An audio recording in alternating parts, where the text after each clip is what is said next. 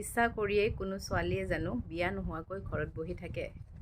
হয়তো কোনো ছোৱালীয়ে ইচ্ছা কৰি বিয়া নোহোৱাকৈ ঘৰত বহি নাথাকে। তেতিয়াহ'লে সমাজৰ এচাম মানুহে কিয় সেই ছোৱালীজনীক ঘৰত বহি থকা দেখি সাধাৰণভাৱে ল'ব নোৱাৰে? উঠোতে বহুতে ক'বলৈ যাওঁতে ওলে খাওঁতে পিন্ধোতেও যে বাৰে বাৰে তাইক সুধি থাকে, বিয়া কেতিয়া, বিয়া নোহোৱা নেকি? কিয় ইমান আপোনালোকৰ চিন্তা? তাই বিয়া হওক বা নহওক, নে আপোনালোকে উপযুক্ত দৰাই বিচাৰি দিব সেই ছোৱালীজনীৰে? আপোনালোকে জানো উপযুক্ত দৰা বিচাৰি দিব সেই ছোৱালীজনীলৈ? নিশ্চয় নিদিয়ে।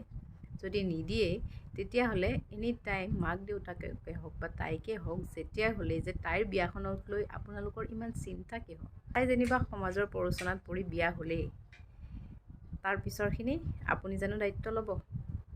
তাইৰ ল'ৰা ছোৱালী, তাইৰ ভৱিষ্যত, তাইৰ সন্তান, তাইৰ স্বামী, তাইৰ কেনেকৈনো ঘৰখন চলাইছে, কেনেকৈনো টকা পইচাৰ যোৰা টপলি মাৰিছে, কেনেকৈনো পৰিয়ালবৰ্গক ভালকৈ ৰাখিছে, নে তাইৰ কিবা অসুবিধাই হৈছে, আপোনালোকেতো কোনেও খবৰ নাৰাখে।